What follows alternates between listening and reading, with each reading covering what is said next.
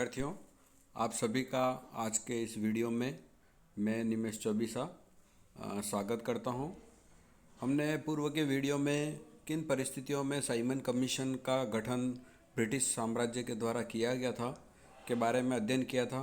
आज हम Simon commission की प्रमुख रिपोर्ट क्या क्या थी या क्या क्या संस्तुतियाँ उन्होंने की थी, इसके बारे में हम आज अध्ययन करेंगे।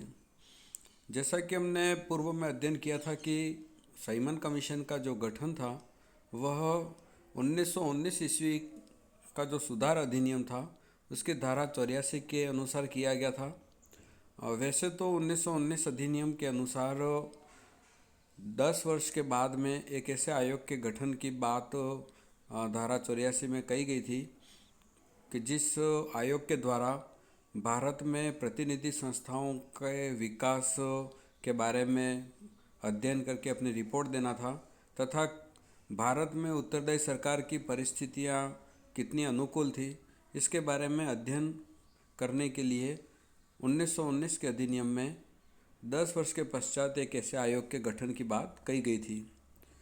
लेकिन हमने पूर्व के वीडियो में यह अध्ययन किया था कि किन परिस्थितियों के अंदर यह आयोग अपने जो निश्चित वर्ष था 1929 ईस्वी उससे 2 वर्ष पूर्व ही इसकी नियुक्ति कर दी गई थी। इस साइमन कमीशन की नियुक्ति पर कई भारतीयों ने बहुत ज़ोरदार तरीके से इसका विरोध किया था। तत्कालीन जो भारतीय राष्ट्रीय कांग्रेस के अध्यक्ष थे श्रीनिवास अयंगर, उन्होंने भी कई कारणों की वजह से इस साइमन कमीशन का विरोध किया था। लेकिन जो सबसे प्रमुख कारण था जिसकी वजह से इस आयोग का बहिष्कार किया गया या इस आयोग का विरोध किया गया था वह था कि इस साइमन कमीशन के अंदर एक भी सदस्य भारतीय नहीं था। यह इस कमीशन के विरोध का सबसे बड़ा कारण था। भारतीयों के काफ़ी विरोध के बावजूद भी अंततः यह साइमन आयोग जो था उसका गठन भी हुआ और उसने अपनी रिपोर्ट प्रस्तुत की। और साइमन कमीशन ने अपनी जो रिपोर्ट थी वो 2 भागों में प्रस्तुत की थी, जिसमें जो पहले भाग था वह 11 जून को और दूसरा भाग 24 जून 1930 ईस्वी को प्रकाशित हुआ। इस कमीशन की जो रिपोर्ट प्रस्तुत हुई उसकी जो प्रमुख बातें थी उसका हम आज अध्ययन करेंगे। साइमन कमीशन ने प्रांतों के लिए, केंद्र के लिए, नागरिक सेवाओं के लिए, इस तरह से अलग अलग भागों के लिए अपनी रिपोर्ट प्रस्तुत की थी, जिसमें प्रांतों के संबंध में जो प्रमुख जो संस्तुतियाँ थी वह इस प्रकार थी। इस आयोग ने यह कहा कि जो 1919 अधिनियम के अंतर्गत जो प्रांतों के अंदर द्वैध शासन लागू किया गया था वह अपने उद्देश्य में पूरा हो गया है और अब इसे समाप्त कर देना चाहिए और गवर्नर के द्वारा जो बहुमत दल में से जो मंत्री नामजद किए जाने चाहिए जो प्रांतों का शासन अपने हाथ में ले ले।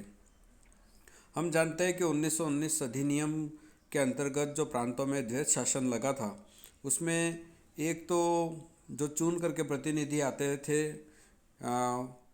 वो उनके नेतृत्व में कुछ विषय थे, कुछ ऐसे विषय थे जो केवल गवर्नर के हाथ में थे। और इस प्रकार से जो द्वैध शासन की जो व्यवस्था थी, मतलब जो जितने भी प्रशासन से संबंधित जितने भी विषय थे उनको 2 भागों में बांटा था, जो कि एक भाग जो था वो गवर्नर उसमें उत्तरदायी होता है और गवर्नर के पास सारी शक्तियाँ थी। और जो दूसरे विषय जो थे जो कि चुनी हुई जो सरकार थी या चुने हुए जो लोग थे उनके द्वारा जो नियुक्त मंत्री थे उनके द्वारा उन विषयों पर शासन किया जाता था। लेकिन इस साइमन आयोग के अंदर यह बात कही गई कि जो प्रांतों में द्वैध शासन लगाया गया था वो अपना जो जिस उद्देश्य को लेकर के लगाया गया था वो लगभग पूर्ण होने को है। अतः प्रांतों में द्वैध शासन समाप्त करके इसके स्थान पर जो गवर्नर है वो जो चुने हुए लोग हैं और जो बहुमत प्राप्त जो दल है उसमें से मंत्रियों को नामजद करे और वही मंत्री प्रांतों का शासन अपने हाथ में लें। लेकिन ये जो भी मंत्री जो चुने हुए लोगों में से नियुक्त किए जाएंगे उनमें से मंत्रियों का जो बंटवारे का जो कार्य है वो गवर्नर को करना चाहिए। और इनकी बैठकों में गवर्नर को सभापतित्व करना चाहिए। उन्हें विधायकों के प्रति उत्तरदायी होना चाहिए, पर मंत्रिमंडल की रचना लचीली होनी चाहिए, जिससे कि आवश्यकता अनुसार गवर्नर उसमें नौकरशाही के तत्वों का भी समावेश कर सके।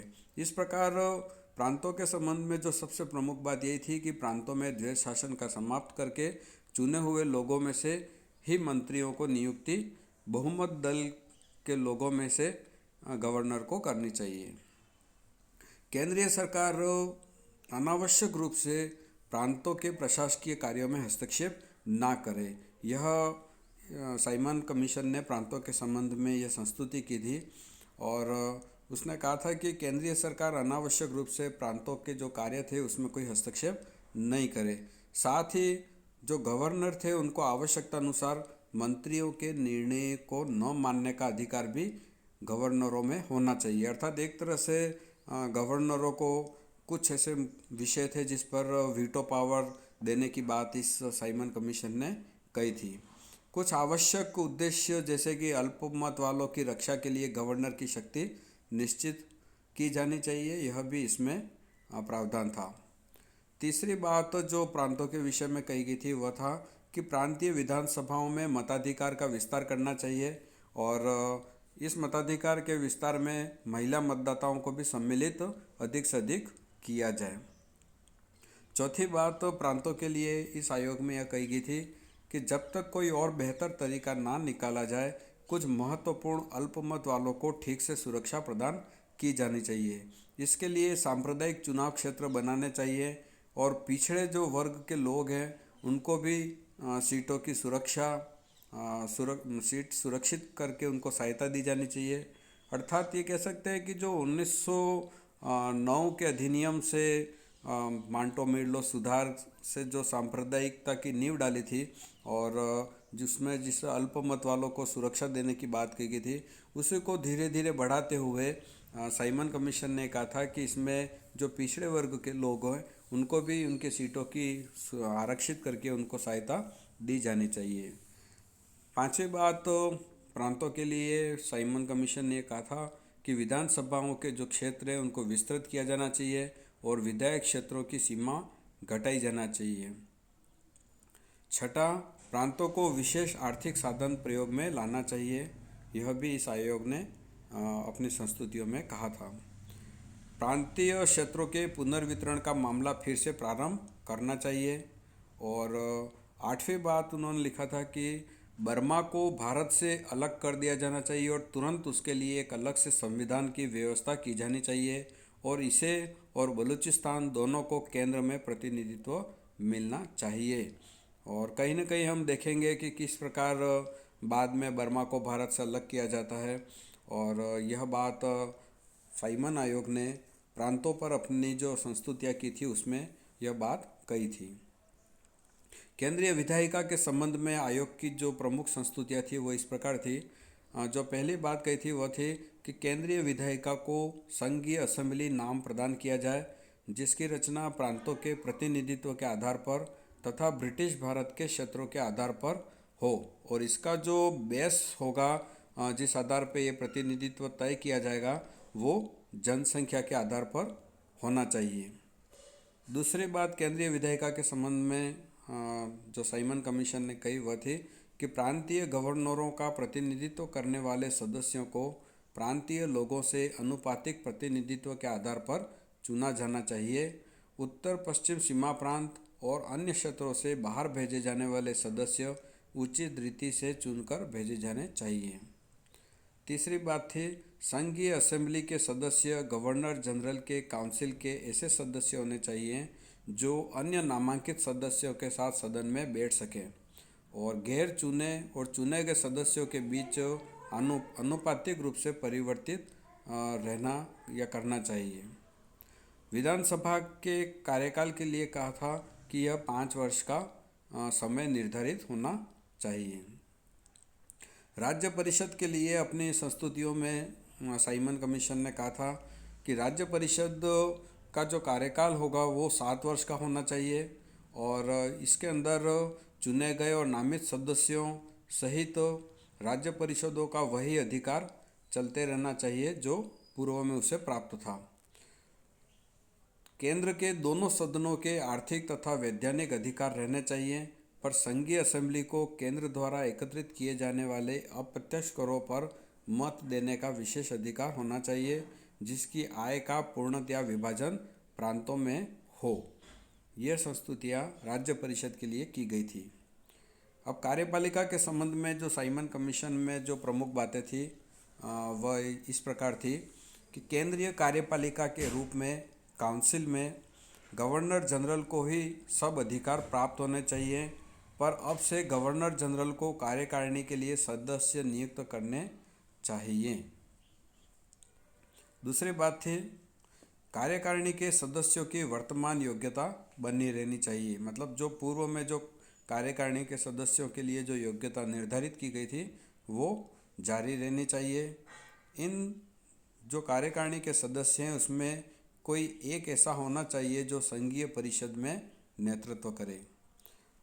पांचवी जो बात थी वह थी सेनापति को अब ना तो कार्यकारिणी परिषद और ना ही केंद्रीय विधायिका का सदस्य बनाया जाना चाहिए। मतलब जो सेनापति होगा सेना का, वह न तो कार्यकारिणी परिषद का सदस्य होगा और ना ही केंद्रीय विधायिका का सदस्य होगा।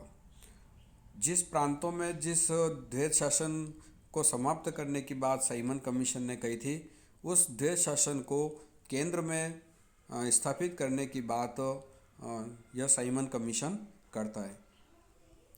सेना के संबंध में साइमन कमीशन ने कहा था कि सेना का अधिक से अधिक भारतीयकरण किया जाए, और साथ ही यह भी कहा था कि भारत की सुरक्षा गवर्नर जनरल के उत्तरदायित्व क्षेत्र में माना जाना चाहिए। मतलब सेना से संबंधित जो विषय था वो पूर्ण रूप से गवर्नर जनरल के उत्तरदायित्व क्षेत्र में होना चाहिए।